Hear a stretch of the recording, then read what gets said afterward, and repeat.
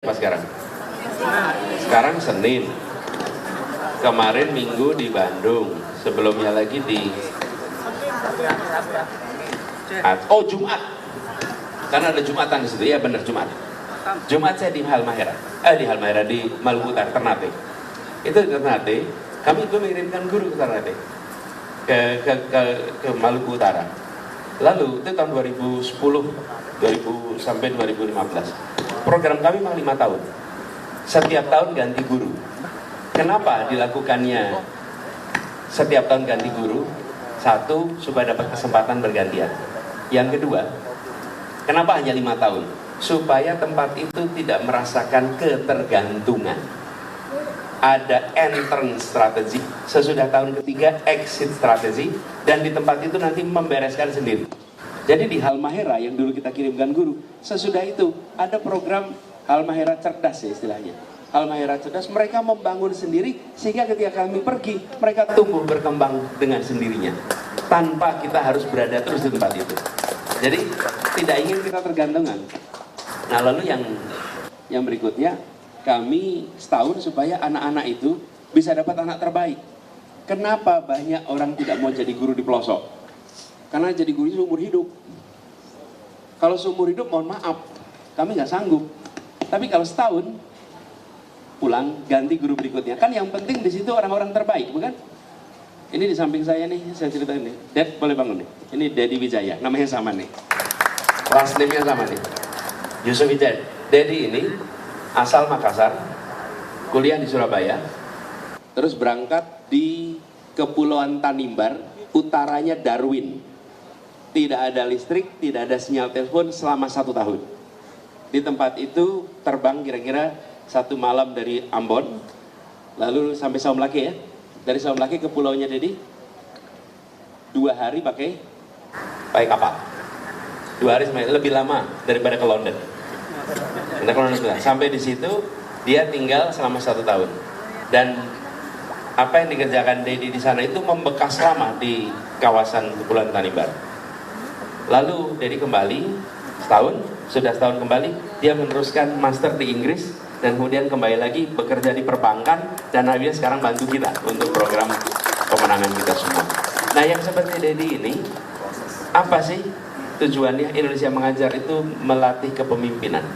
Kita akan punya seperti Dedi banyak sekali. Apa sih cirinya? Kompetensinya world class, hatinya grassroots. Itu yang tidak dimiliki banyak orang.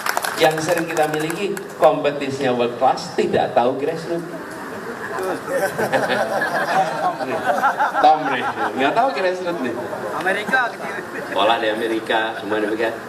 Tapi banyak juga yang kita rasakan, yang mengerti grassroots tapi tidak punya kompetensi dunia. Nah kita ingin, saya membayangkan anak-anak ini nanti kemudian hari jadi pemimpin. Dan ketika jadi pemimpin, mereka tahu grassroots dan mereka tahu kenapa? Karena yang berangkat Indonesia Mengajar harus di bawah umur 25 tahun. Nggak bisa lebih. Iya, minta maaf. Paling udah kawin, nggak bisa. Kasihan pasangan yang di 13 tahun nanti. Jadi gitu ya. Oh, apakah negara tidak melakukan? Ketika saya bertugas itu dulu kan, sampai sekarang masih jalan sebagai NGO. Sekarang ketika saya bertugas di kementerian, itu enaknya. Kalau di pemerintahan, mengerjakannya banyak. Kami bikin program ini namanya Guru Garis Depan. GGD. Sekali kirim langsung 1000. Karena negara punya kekuatan. Kalau dulu saya sekarang kirim paling 60-70. Begitu negara 1000 langsung dikirim ke banyak tempat, gitu ya. Nah, Pak Daniel, terakhir tadi mana Pak Daniel? Siap. Pertanyaan tadi, bagaimana mempersatukan? Pertama, yang disebut sebagai polarisasi itu kuatnya di sosial media. Kalau di masyarakat, studi menunjukkan tidak terjadi polarisasi. Ya ada perbedaan pandangan. Atau begini kira-kira Pak, tidak terjadi perpecahan. Satu, jangan buru-buru menyimpulkan setiap ada polarisasi berarti ada perpecahan. Urutannya, ini saya jelasin tulisannya. Nomor 1 polarisasi. Kalau diteruskan jadi friksi, diteruskan lagi jadi konflik, diteruskan lagi jadi pecah. Jadi kalau ada polarisasi bukan berarti ada perpecahan. Tapi kita ini seringkali kalau ada polarisasi buru-buru bilang ada perpecahan, padahal tidak. Nah kalau ada pemilihan ya pasti ada polarisasi di seluruh dunia. Nah mungkin ada polarisasi, ada yang dukung Hillary, ada yang dukung Trump. Yang penting polarisasi itu seperti apa? Kalau saya bayangkan kayak balon, dipegang tengahnya terus jadi dua. Begitu selesai pemilu buka lagi jadi satu. Nah bagaimana cara menyelesaikan polarisasi yang seperti kami kerjakan di Jakarta?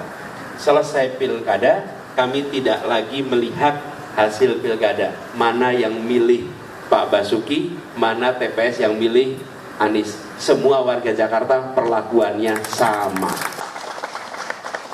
Perbedaan itu hanya ada pada saat pemilu. Selesai pemilu tidak ada lagi yang namanya perbedaan.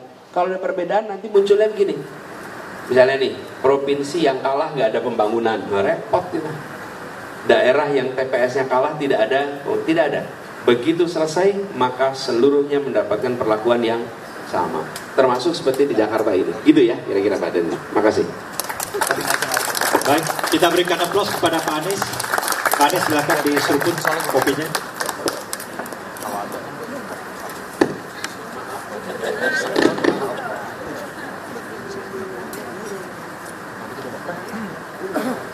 Minta maaf buat yang menonton.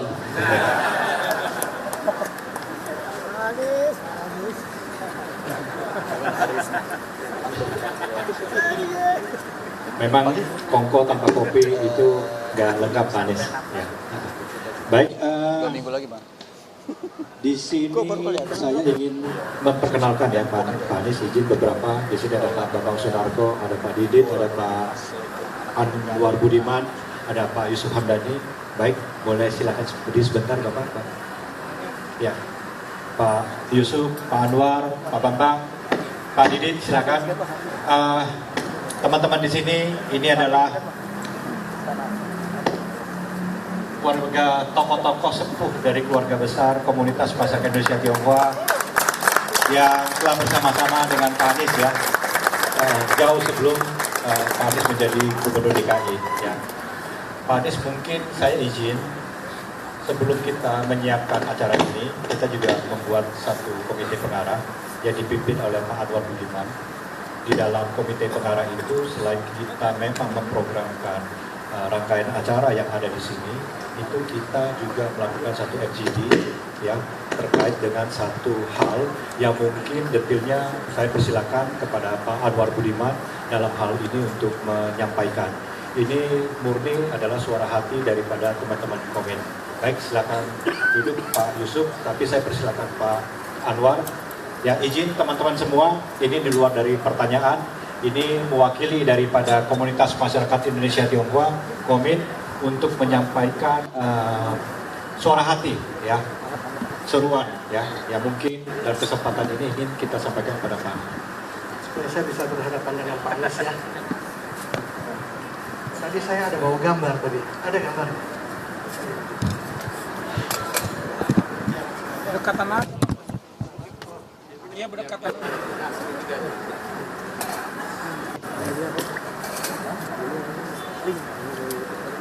Ya Pak Anies, kami dari saya Anwar Budiman dari Komit ada sedikit titipan kepada Pak Anies. Apabila Pak Anies nanti terpilih sebagai presiden, dan saya yakin dan titipan ini tidak saya titipkan kepada yang lain, hanya kepada Pak Anies. Apabila terpilih sebagai presiden, kami dengan apa yang kami riset kecil-kecilan, kami ingin mengusulkan Pak Bapak Kiai Haji Abdul Rahman Wahid Gus Dur agar bisa dijadikan sebagai pahlawan nasional. Selain itu tentunya agar tujuan ini bisa dijalankan oleh Pak Anies, kami selalu mendoakan semoga Pak Anies mendapatkan amanah dari seluruh rakyat Indonesia. Demikian Pak, cukup. Sekian, terima kasih.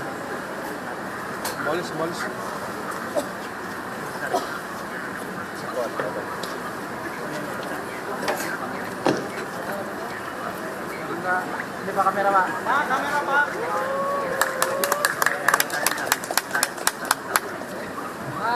Dengan ini saya Anwar Budiman dari Komit menyampaikan usulan kepada calon presiden kita Bapak Anies Rashid Baswedan agar Bapak Gus Dur Abdurrahman Wahid dapat dijadikan sebagai pahlawan nasional. Terima kasih. Sedikit tambahan Pak. Tadi ada salam dari yang bersangkutan masih ada di sini adalah sahabat Bapak di Paramadina, Profesor Andi Mukti ya Pak ya? Profesor Andi Faisal Mukti dari pagi sudah ini ya. Ya, dapat salam dari Prof. Terima kasih Pak. Terima kasih Pak.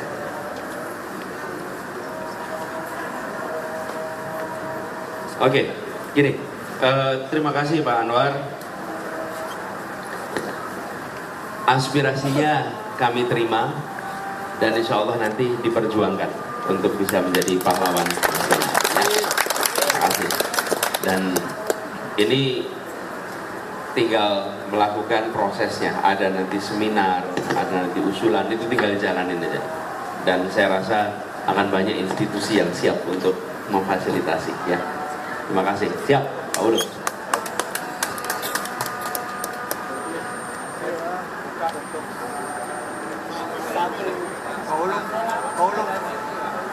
Baik, satu penanya terakhir. Mike. Ya, satu penanya terakhir.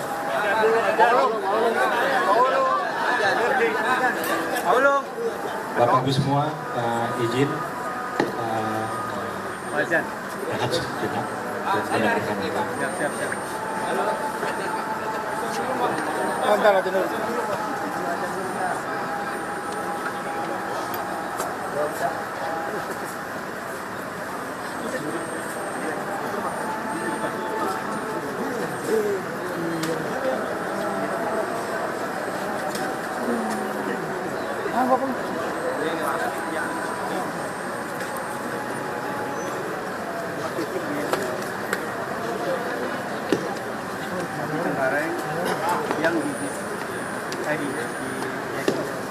Oke, yuk kita bisa mulai lagi.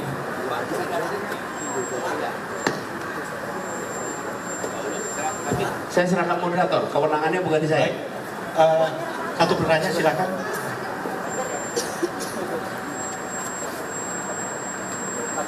Assalamualaikum warahmatullahi wabarakatuh. Shalom. Nama saya Pendeta Frans Immanuel Saragi, Pak. Ya. Saya dari Perhimpunan Aktivis 98. Saya ingin menyampaikan, Pak, bahwa cukup banyak aktivis 98, Pak, yang berjuang untuk Bapak. Dan kami siap untuk memenangkan Bapak. Dan sebagai warga Jakarta, selama Bapak memimpin, saya sebagai seorang rohaniawan juga merasa bahagia, Pak. Merasa bahagia, merasa nyaman selama Bapak memimpin di kota Jakarta. Mudah-mudahan itu bisa ditularkan ke tingkat nasional. Sedikit bercerita, Pak, agak singkat. Saya dari SD, TK lah, bahkan sampai kuliah, itu berada di perguruan Katolik. 90% teman saya adalah golongan Tionghoa. Dan sampai dengan saat ini saya bergaul secara terus-menerus dengan mereka. Sebagai seorang aktivis, ada juga kerinduan, Pak. Ada juga kerinduan, dan juga sebagai seorang rohaniawan, Bapak begitu merangkul semua golongan. Boleh tidak, Pak? Kami berharap apabila Bapak diberikan mandat oleh rakyat nanti, begitu banyak keturunan Tionghoa telah menggoreskan sejarah bagi bangsa. Tadi sudah ada Gus Dur untuk diperjuangkan menjadi pahlawan nasional. Kami berharap tokoh-tokoh Tionghoa juga, Pak, untuk diabadikan sebagai nama jalan. Karena mereka juga sudah berbuat bagi Republik Indonesia. Itulah harapan kami. Terima kasih, selamat malam. Terima kasih Pendeta Frans. Pak Pendeta Frans Immanuel Saragi. Terima kasih. Tentu, Pak. Jadi sebenarnya banyak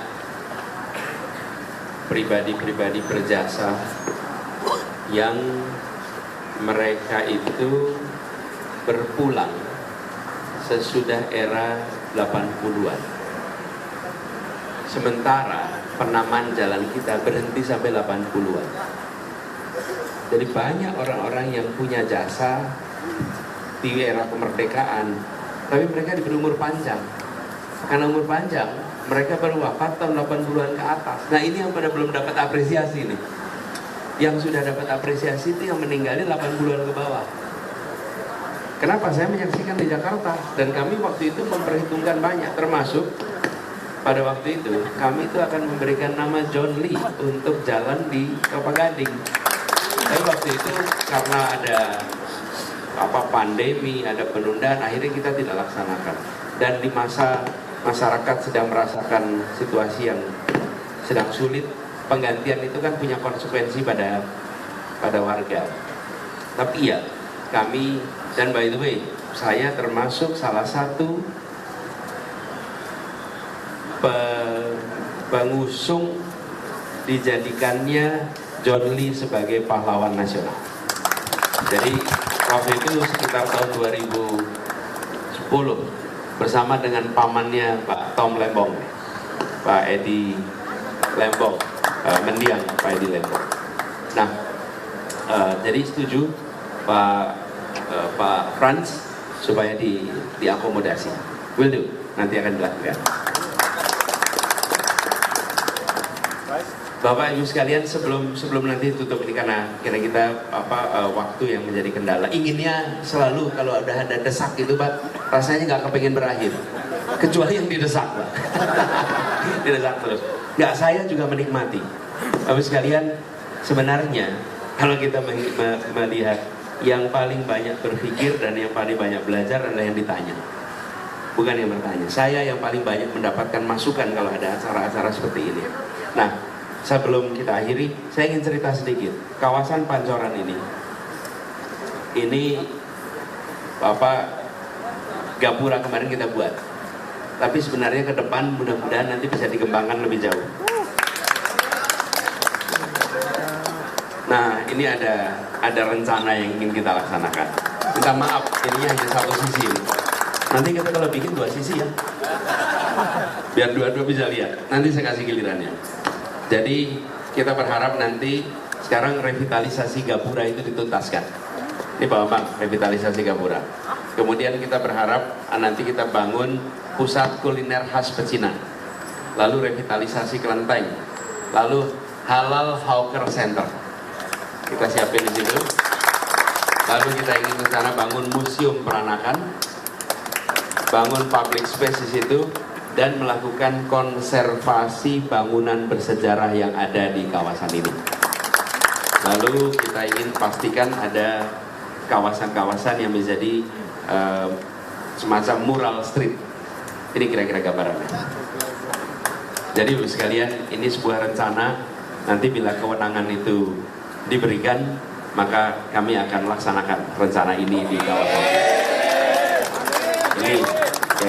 Jadi ya, ini tadi disampaikan ini dengan Pak Yusuf, Pak Anwar, Pak Bambang, dan lain-lain, Pak Didi, semuanya kita bekerja bersama cukup lama.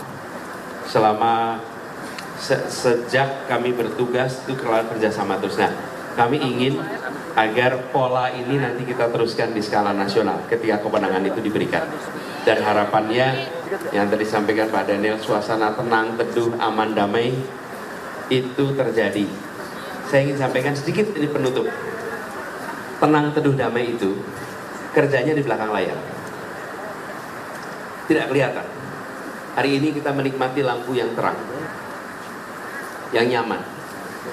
Di balik lampu yang terang ini ada ribuan orang bekerja di pembangkit listrik sampai jaringan listrik, sampai memastikan jaringan ini berjalan dengan baik.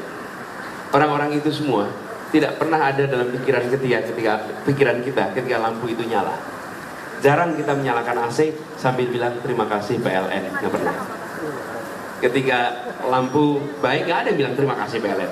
Tapi kalau lampu mati, wih, nomor paling kita apal nomornya PLN. Saya merasakan seperti itu. Ketika kita membangun suasana kota yang tenang, teduh, damai, nggak kelihatan bahwa di belakang itu ada komunikasi yang dijalankan terus. Setiap ada potensi friksi dipadamkan sebelum membesar. Kan yang namanya konflik ramai itu ketika udah jadi gede. Ketika masih bibit, ditangani, diselesaikan sebelum jadi besar.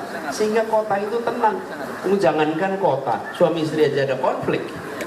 Di kota ini banyak sekali potensi konflik yang diselesaikan sebelum jadi konflik. Nah, itu yang kami kerjakan. Tapi kalau mau secara politik heroik, ya, nih Bapak Ibu lihat pemadam kebakaran. Kalau pemadam kebakaran pengen kelihatan heroik, apa yang harus dilakukan? Tunggu jadi api. Jadi api lalu datang memadamkan, wah inilah pahlawan. Tapi kalau pemadam kebakaran menginspeksi rumah-rumah jangan sampai jadi api, nggak ada yang menyebut itu sebagai hero. Betul tidak?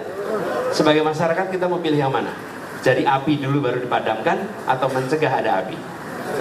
Mencegah ada api. Nah, mencegah ada api itu tidak memberikan kesan bahwa ada pengamanan, padahal disitulah letak kuncinya.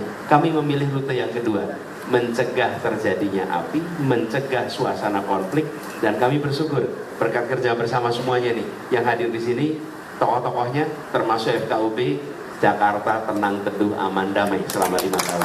Nah, mudah-mudahan kita bisa jaga. Terima kasih buat semuanya, terima kasih buat desaknya. Nanti kita lanjutkan di waktu yang akan datang ya.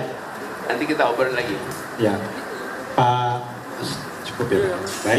Baik, Bapak Ibu semua, kita berikan aplaus dulu ya. Pak Anies, di sesi dialog tadi, Pak Anies telah menyampaikan sesuatu yang sangat penting mengenai polarisasi. Di setiap pemilu itu pasti ada polarisasi, tapi banyak yang menganggap bahwa polarisasi itu akan mengakibatkan perpecahan. Jadi bisa Pak Anies melanjutkan sedikit tentang perkara itu, Pak. Terima kasih. Ya, pertama saya ingin menyampaikan terima kasih. Ini nah, Pak Bambang, boleh nggak kasih ruang dulu sebentar untuk Pak Bambang?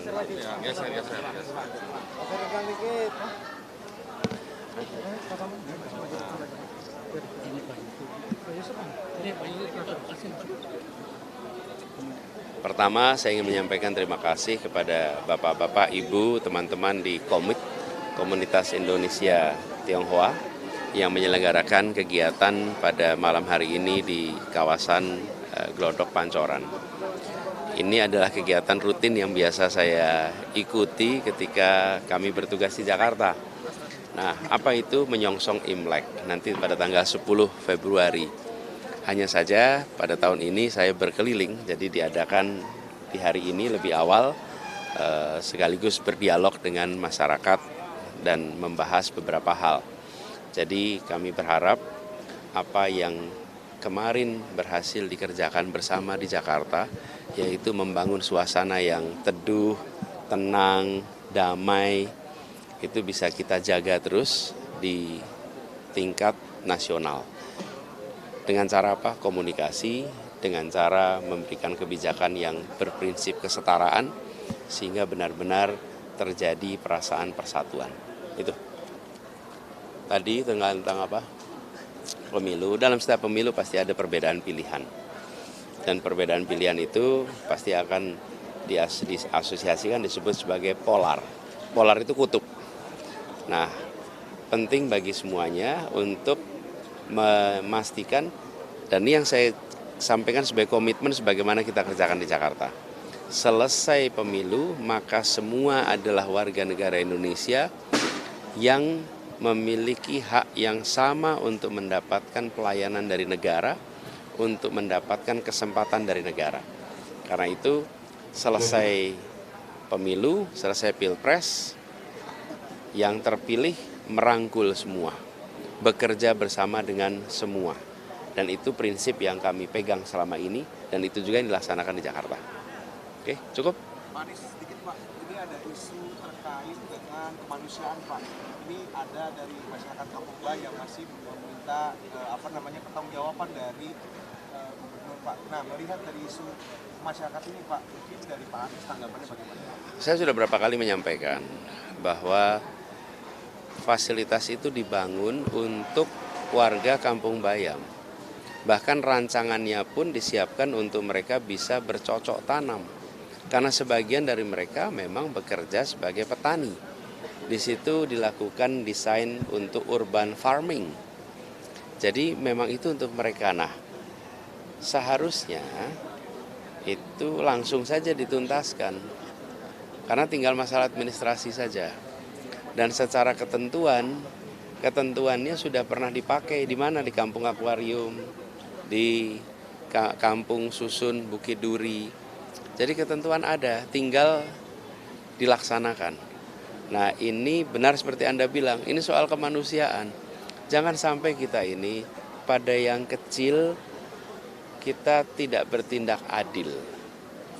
Mereka memang bukan orang-orang berkuasa yang punya akses pada pemegang kewenangan, tapi justru karena mereka rakyat kecil, negara harus hadir dan melindungi. Prinsip itu juga yang kami pegang selama ini. Tadi sore saya barusan bertemu dengan jaringan rakyat miskin kota yang selama 5 tahun kemarin mereka dapat perlindungan, bisa dilakukan peremajaan kampungnya, dapat kesempatan untuk bekerja, dan kebahagiaan dari masyarakat yang secara sosial ekonomi masih rendah itu membuat mereka punya optimisme bahwa negeri ini melindungi semua, bukan hanya melindungi sebagian. Ya. Sekarang saya ingin mengundang dari tokoh sini Pak Anwar, Pak Yusuf Anwar. Atau Pak Bambang untuk Yusuf menyampaikan. Pak Yusuf. Silakan. Pak Anwar. Pak Anwar, silakan Pak Anwar.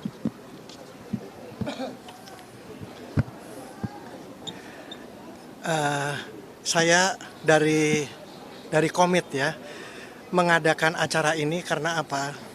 Karena sebetulnya selama bertahun-tahun pada waktu Pak Anies menjadi gubernur, kami merasakan payung perlindungan yang luar biasa. Kami bisa berkehidupan sehari-hari, mencari mata pencarian dengan tenang, suasana juga tenang, tidak ada drama, semua serba sejuk.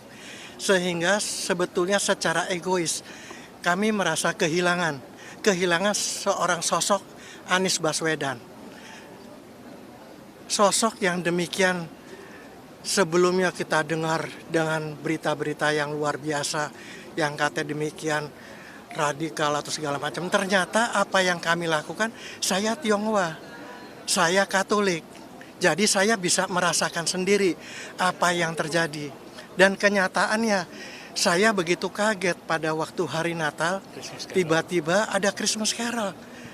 Dan mereka yang bernyanyi pun sudah memberitahu, mereka bernyanyi dengan tenang, tidak ada gangguan, tidak ada cacian, tidak ada ancaman, semua baik. Dan akhir kata maka kami dengan Bapak Anies Baswedan mempunyai ikatan psikologis, berasa kangen terus, sehingga kami bersyukur Bapak Anies Baswedan hari ini bisa datang, dan kami berdoa semoga bukan kami saja yang merasakan, bahkan kami sekarang kehilangan sosok tersebut. Kami berdoa semoga Bapak Anies Baswedan bisa memberikan rasa sejuknya ke seluruh Indonesia. Bisa menyetarakan semua rakyat Indonesia. Itu saja. Dan semoga apa yang kami harapkan itu Tuhan juga mendengar. Semesta juga mendengar. Demi kebaikan dan keadilan rakyat Indonesia secara keseluruhan, adil, rata, sama rata, semua. Pak Levi dari KBA News Indonesia Timur. Nah, ini pertemuan ini kan sangat bagus sekali untuk menjawab bagaimana apalagi ini masyarakat Tionghoa ya. Nah, perlu diketahui Indonesia Timur itu khususnya Sulawesi Utara, masyarakat Tionghoanya itu masih menstigma itu. Tapi dengan ini kira-kira ada himbauan ya untuk bagaimana kebaikan Pak Anies yang sudah dilakukan ini perlu masyarakat Tionghoa di luar Jakarta mengetahuinya. Seperti apa Pak, biar ada himbauannya? Kami sendiri sebagai orang beragama menyiarkan apa yang kami rasakan di Jakarta supaya teman-teman kami semua tahu. Dan kalau teman-teman kami tahu, yang kami harapkan tinggal teman-teman kami dapat merasakan sendiri. Jangan hanya mendengar, merasakan sendiri dengan cara kita usahakan supaya Pak Anies bisa terpilih menjadi Presiden Republik Indonesia. Amin. Ya, hanya itu saja. Karena kalau kami cerita, mungkin dia pikir hanya cerita, hanya promosi. Tapi tolong, Tuhan mendengarkan, semoga apa yang kita harapkan semua dapat tercapai, ya, supaya teman-teman merasakan semua. Anies izin sebelum makan malam, usulan soal Gus Dur tadi, Pak. Oh ya, kami menerima usulannya dan insya Allah nanti kita perjuangkan untuk bisa menjadi pahlawan nasional. Ya. Oke, sip, yuk kita jalan ya. Makasih. Terima kasih banyak.